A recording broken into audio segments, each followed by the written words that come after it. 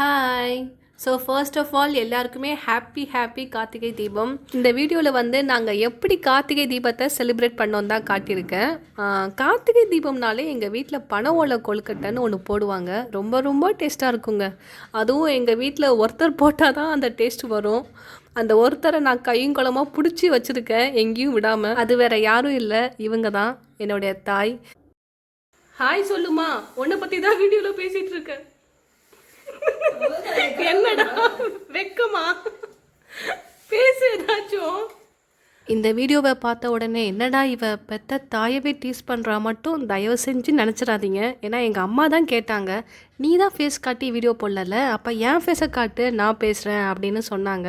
சரி ஓகே சொல்லிவிட்டு நான் வீடியோவை ஆன் பண்ணேன். அவ்வளோதாங்க, அவங்க பாட்டுக்கு வெக்கப்பட்டு சிரிக்க ஆரம்பிச்சிட்டாங்க. எனக்கு ரொம்ப ஷாக்கிங்காக இருந்துச்சு. என்னடா இது, நம்ம அம்மாவா? நம்ம அம்மா சரியான சிங்கக்குட்டியாச்சே, ஏன் இப்படி வெக்கப்படுறா அப்படின்னு யோசிச்சுக்கிட்டே இருந்தேன். எனக்கு அந்த டைமில் கரெக்டாக ஒரு மூவியோட காமெடி சீன் தாங்க ஞாபகம் வந்துச்சு. அந்த படத்தோட பேர் எனக்கு சரியாக தெரியல, ஆனால் ஆக்டர் ஜெய், சந்தானம், ஊர்வசி இவங்கெல்லாம் நடிச்சிருப்பாங்க. அப்போ அப்படி தான், ஊர்வசி வந்து நல்லா தான் பேசுவாங்க, ஆனால் கேமரா முன்னாடி வந்தோடனே திஸ் இஸ் பொட்டேட்டோ அப்படின்னு சொல்லுவாங்க. எக்ஸாக்ட்லி எங்கள் அம்மாவும் அதே மாதிரி தான் பிஹேவ் பண்ணாங்க. பட் ஸ்டில் ஒரு டக்குன்னு முடிவெடுத்து நான் ஃபேஸ் காட்டுறேன் அப்படின்னு சொல்கிறாங்களே, அதுவே வந்து ஒரு பெரிய விஷயம். எனக்கு அந்த கட்ஸ் கிடையாது. ஆனால் அதுக்கப்புறம் நான் அவங்கள டார்ச்சரே பண்ணலங்க. சரி நீ போய் உன் வேலையை பாரு சொல்லிட்டு நான் ரிலீஸ் பண்ணிட்டேன் அவங்கள. இப்போ அவங்க ஓலை கொழுக்கட்டைக்கு தேவையான இந்த அரிசி மாவு, சிறுபருப்பு, தேங்காய் அரைச்சி வச்சது இது எல்லாத்தையும் ட்ரை ரோஸ்ட் பண்ணிகிட்டு இருக்காங்க. இந்த ரெசிபியை பொறுத்த வரைக்கும் நீங்கள் மெஷர்மெண்ட் கரெக்டாக போடுறீங்க, நல்லா ரோஸ்ட் பண்ணுறீங்க, எல்லாமே எவ்ரிதிங் இஸ் ஃபைன். ஆனால் மாவு பிசையும் போது மட்டும் தண்ணி கரெக்டாக ஊற்றணும். கொஞ்சம் எக்ஸஸாக ஊற்றிட்டா கூட அந்த ரெசிபி வந்து என்டையராக கொலாப்ஸ் ஆகிடும். என்ன இதை போயா நல்லா இருக்குன்றாங்க, அந்த மாதிரி நமக்கு தோணிடும். இப்போது நீங்கள் ஒரு கப்பு அரிசி மாவு எடுக்கிறீங்க வச்சுக்கோங்களேன், அதுக்கு 3/4 கப்பு சர்க்கரை, ஒரு 50 கிராம் சிறுபருப்பு எடுத்துக்கோங்க. இன்னொரு பக்கம் கொஞ்சம் தேங்காய், அது கூட ஒரு 1-2 ஏலக்காய் போட்டு அரைச்சி வச்சுக்கணும். இப்போ இதை எல்லாத்தையும் தனித்தனியாக ரோஸ்ட் பண்ணிவிட்டு கொஞ்சம் கொஞ்சமாக தண்ணி ஊற்றி மிக்ஸ் பண்ண ஆரம்பிங்க. நல்லா ஞாபகம் வச்சுக்கோங்க, நமக்கு மாவு வந்து ரொம்ப கொலன்னு இருக்கக்கூடாது, அதே நேரத்தில் நரன்னு இருக்கக்கூடாது. ஓகே, இப்போ ஸ்டஃபிங் பண்ணி ரெடியாக வச்சுருக்கோம். இதை ஜஸ்ட்டு ஒரு 20 மினிட்ஸ் இட்லி மேக்கரில் வச்சோம்னா நமக்கு பர்ஃபெக்டான பனை ஓலை கொழுக்கட்டை ரெடி ஆகிடும். அந்த டைமுக்குள்ளே நான் போய் வேறு வேலையை பார்க்க போகிறேன். இந்த பனை ஓலை கொஞ்சம் மீதி இருந்துச்சுங்க. சரி அதை வச்சு தோரணம் செய்யலாம் சொல்லிட்டு ஒரு 5-6 தோரணம் கிட்ட செஞ்சு கிடைக்கிற இடத்தெல்லாம் மாட்டி விட்டுட்டேன். வாசல்படி, கேட்டு, அங்கே இங்கேன்னு. சரி வாசப்படி எல்லாத்தையும் டெக்கர் பண்ணியாச்சு. நெக்ஸ்ட்டு பூஜை ரூமை போய் டெக்கர் பண்ணலான்னு போய் டெக்கர் பண்ணேன். ஆக்சுவலாக என்னோடய பிளானே வேறங்க. பூஜை ரூமுக்கு கீழே நல்லா பெருசாக ஃப்ளவர் ரங்கோலி போடலான்னு இருந்தேன். ஆனால் இன்றைக்கி காலையிலேருந்து எல்லா ஒர்க்கும் லேட் ஆகிடுச்சு. ஓகே, சிம்பிளாகவே ஏதாச்சும் ரங்கோலி போடலான்னு இந்த பூ ரங்கோலியை போட்டேன். நீங்கள் சொன்னால் நம்புவீங்களான்னு தெரில, இந்த சாமந்தி பூலாம் நான் வாங்கி ஒரு வாரத்துக்கு மேலே ஆகிடுச்சு. ஆனாலும் பாருங்களேன், நல்லா ஃப்ரெஷ்ஷாக இருக்குது.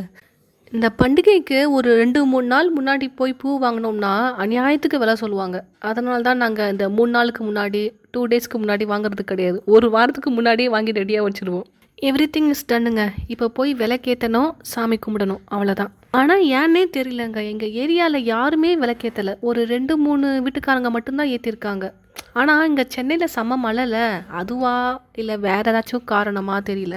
யார் எப்படியோ போனால் நமக்கு என்ன, நம்ம விளக்கேற்றணுமா, சாமி கும்பிட்டோமா, அவ்வளோதான். சாமி கும்பிட்றதுக்கு முன்னாடி அந்த கொழுக்கட்டை எப்பயோ வெந்திருக்குங்க. நான் அதை போய் ஓப்பன் பண்ணி காட்டுறேன் உங்களுக்கு. நீங்கள் அதை எப்படி இருக்குன்னு பாருங்கள். This is how it looks. நைஸில் ஃபஸ்ட்டு இந்த நெய்வேத்தியத்தை கடவுளுக்கு படைச்சி நம்ம சாமி கும்பிட்டுறலாம். அப்புறமா நான் உங்களுக்கு இந்த கட்டை பிரித்து ஓப்பன் பண்ணி காட்டுறேன். ஓகே. எங்கள் அம்மா எப்படி சாமி கும்பிட்றாங்க பாருங்கள். எங்கள் அம்மா ஒரு பக்தி மான். அவங்க மட்டும் இல்லை, நானும் தான். நான்லாம் துர்க்கை அம்மாவோட மிகப்பெரிய அடிமை.